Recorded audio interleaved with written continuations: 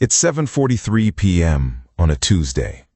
You've been sitting in the same chair for 10 hours straight, staring at spreadsheets that don't care about you, for a boss who barely remembers your name. You stop at the corner spot, grab the usual, cheap noodles, the ones that cost $4 and somehow taste like giving up. You climb the stairs to your apartment. 3rd floor, no elevator. You know every creak on every step because this building is old, and honestly, so is this routine. You push open the door, and you stop breathing, because sitting on your second-hand sofa, the one with the armrest held together by sheer optimism, is a man you have only ever seen on magazine covers. Suit worth more than your car, 3 guys in earpieces standing behind him like human furniture, and sitting beside him, looking completely calm, like she visits struggling apartments every Tuesday evening, is the girl from the cafe. 3 days ago, you were waiting for your coffee. She was standing by the window. Your eyes met for maybe 4 seconds. You looked away first because you were intimidated. She didn't look away at all. You didn't think anything of it. She did. The man stands up, extends his hand, and introduces himself. You already know the name. Everyone knows the name. He tells you his daughter saw something in you. He tells you she doesn't ask for things twice. He tells you he has already run a background check, spoken to your landlord, and reviewed your work history. Then he places a folder on your kitchen counter next to your $4 noodles. He says simply, "She wants to marry you, and I want to make her happy." You look at her. She's looking at you like this is already decided. You say yes before you even sit down. And right there, in that tiny apartment holding cheap takeout, you think you just won the lottery. But what you actually just did was start the most psychologically complex job of your entire life. Phase 1. The corporate merger. You expected a honeymoon conversation. Instead, you get a conference room. 3 days after you say yes, you are seated at a long mahogany table across from 4 lawyers who look like they have never smiled professionally in their lives. There is no wedding planner present, no florist, no talk of venues. There is a document in front of you that is literally thicker than a dictionary. This is the prenuptial agreement. And understand something crucial right now. This document was not written to protect the marriage. It was written to protect the empire from the marriage. Every single asset is listed. Properties across 4 countries, investment portfolios, art collections, intellectual property, business entities you have never heard of. And next to every single one, in clean legal language, it says one thing: not yours. You also sign a non-disclosure agreement before the wedding.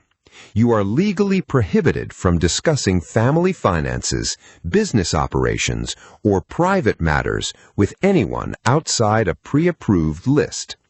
You haven't even picked a wedding date, and you are already operating under corporate confidentiality terms. Here's the psychological weight of that moment that nobody talks about. The legal system of this marriage treats your love like a liability risk. The lawyers in that room don't see a groom. They see a potential exposure point in a billion-dollar structure. Your love is genuine. Their response to your love is compliance paperwork. Phase 2. The performance review marriage. Normal couples argue about dishes and vacation spots. You argue about dishes while standing in a kitchen that was designed by an architect who charges more per hour than you used to make in a week. And every single argument, no matter how small, has a shadow over it, because she doesn't need you financially, not even slightly, and both of you know it. In a traditional marriage, there's a natural balance of dependency. You both need each other. That dependency creates compromise. In this marriage, the financial gravity sits entirely on one side.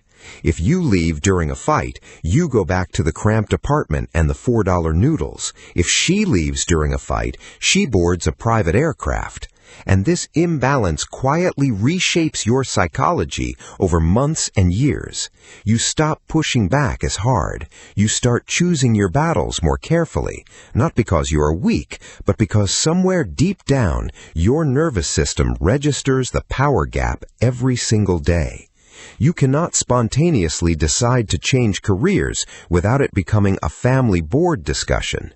You cannot buy a car without it feeling insignificant against the fleet in her family's garage. Every personal financial decision you make feels microscopic, and microscopic decisions produce a microscopic sense of self. Phase 3. The death of your merit. This is the phase nobody prepares you for, and it is arguably the most damaging one. Before this marriage, your achievements were yours, your promotions, your skills, your reputation. Whatever you built it on your own foundation. That is gone now.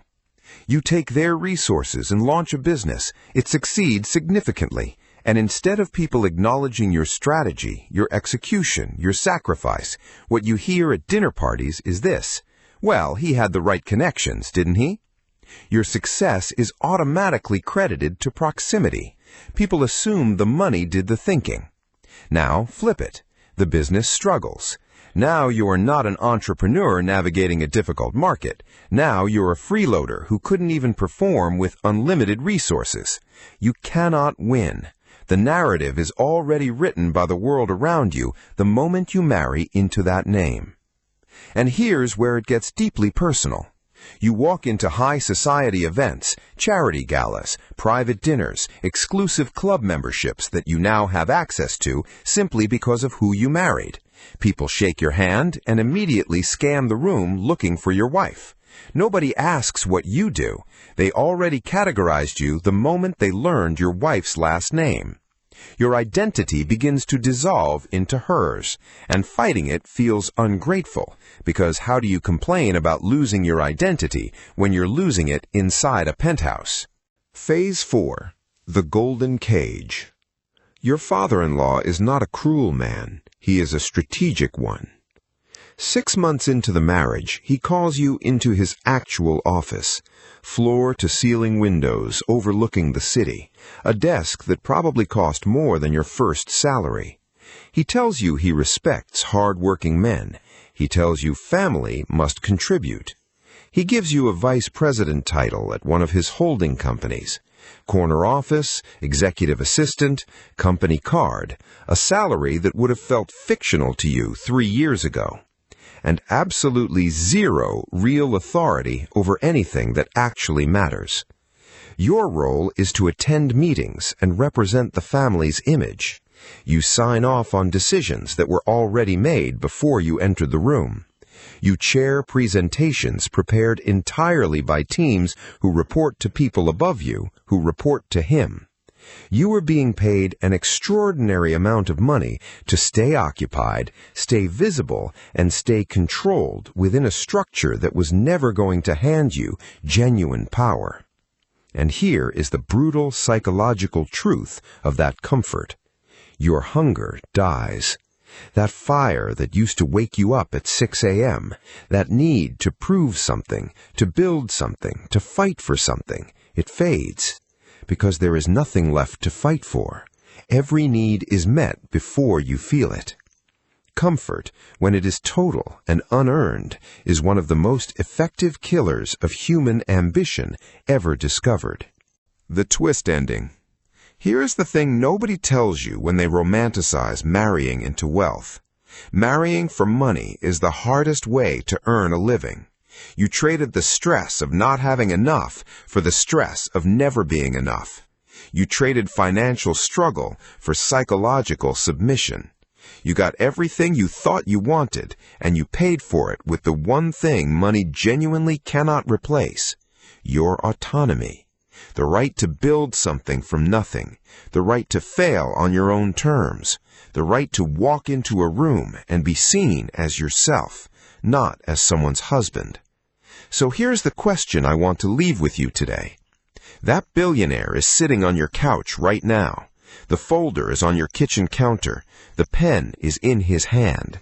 Knowing everything you just heard, would you actually sign? Drop your answer in the comments. And if this made you think differently about wealth, power, and what we actually trade when we chase the dream, you already know what to do.